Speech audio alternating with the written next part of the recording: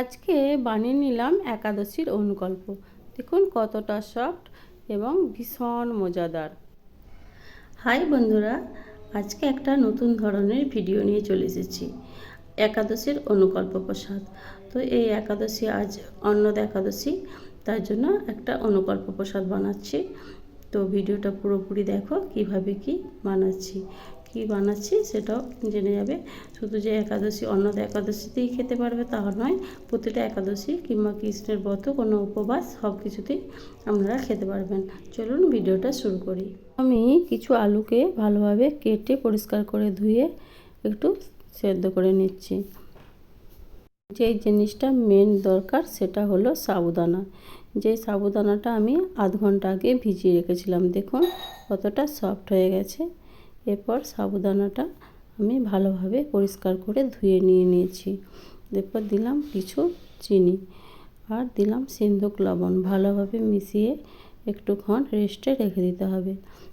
যতক্ষণ আলুটা সেদ্ধ হবে ততক্ষণ আমি একটু ঢাকা দিয়ে এখানে রেখে দিলাম।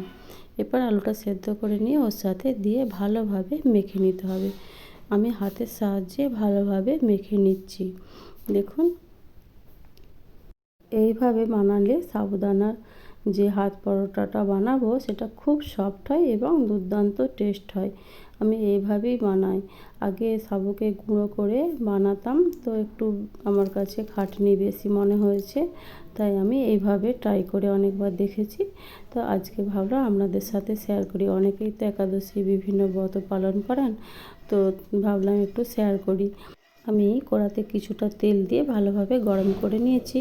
এরপর হাতের সাহায্যে কিছুটা ব্যাটার নিয়ে এরকমভাবে ছোট ছোট করে দিতে হবে, একটু চ্যাপটা করে নিতে হবে। দেখুন ভিডিওতে যেভাবে আমি দেখাচ্ছি ঠিক সেভাবে করে নেবেন। কোনো বেলাবেলি ঝামেলা ছাড়াই খুব সুন্দর এবং সফটভাবে তৈরি হয়ে যাবে হাত পরোটা। এত সুন্দর হয় যে যতক্ষণ না বাড়িতে বানিয়ে খাবেন আমি বুঝতে পারবো না, মানে বলে বোঝাতে পারবো না আপনাদেরকে যে কি অপূর্ব হয়। আমি প্রতি একাদশীতেই এইভাবেই বানাই। তো আজকে আপনাদের সাথে শেয়ার করছি। একদিক হয়ে গেছে, দেখুন আমি একটু উল্টে দিচ্ছি। এটা কিন্তু ভীষণ সফট, আস্তে আস্তে উল্টে হবে। দেখুন একটু আমি ফোনটা হাতে ধরে আছি, এক হাতে উল্টাচ্ছি, তো ওই জন্য আমার একটু ভেঙে গেল। তো আপনারা একটু ভালোভাবে করবেন, তাহলে কিন্তু ভাঙার ভয় থাকবে না। দেখুন হয়ে গেছে। আমি এরপর খুন্তির সাহায্যে না তুলে একটি পাত্রেতে এইভাবে ঢেলে নিচ্ছি। এইভাবে ঢেলে নিলাম, কেননা আমার হাতে ফোনটা ছিল। তো আপনারা চাইলে খুন্তির সাহায্যেও নামিয়ে নিতে পারেন। এরপর একই পদ্ধতিতেই আমি বাকি পরোটাটা বানিয়ে নিচ্ছি। তো এখানেই শেষ নয় বন্ধুরা, পুরো ভিডিওটা দেখবেন, নাহলে কিন্তু আমরা সমস্যায় পড়ে যাবেন। আগে দেখুন কিভাবে করছি, তো তারপর বাকি বিষয়টা বলছি। কড়াতে যখন এভাবে দেবেন লক্ষ্য রাখবেন যেন একটার পর একটা না লেগে যায়, একটু ফাঁকা রেখে রেখে দিতে হবে। দেখুন আগেরটা কত সুন্দর হয়েছে। এরপর বাকিগুলো আমি উল্টে পাল্টে ভালোভাবে ভেজে নিচ্ছি। অবশ্যই মনে রাখবেন একটার সাথে একটা যেন লেগে না যায়। আমি এটা একটু মচমচে বানানোর জন্য একটু তেল দিলাম, আপনারা চাইলে দিতেও পারেন, তো নাও পারেন। তো দেখুন আমার হয়ে গেছে সমস্তগুলো ভাজা। তো আমি আগেরগুলো যেগুলো বানিয়েছিলাম একটু সাইডে রেখে দিলাম, এগুলো ঠান্ডা হয়ে গেছে। এরপর যেগুলো বানালাম এগুলো ঢেলে নেব, কেননা এগুলো একসাথে রেখে দিলে একটার সাথে একটা লেগে গিয়ে দলা পেকে যাবে। তো তাই একটু ঠান্ডা হয়ে গেছিলো যেগুলো, সেগুলো একটু সরিয়ে দিলাম। তো এইভাবে সমস্তগুলো আমি ভেজে নিয়েছি।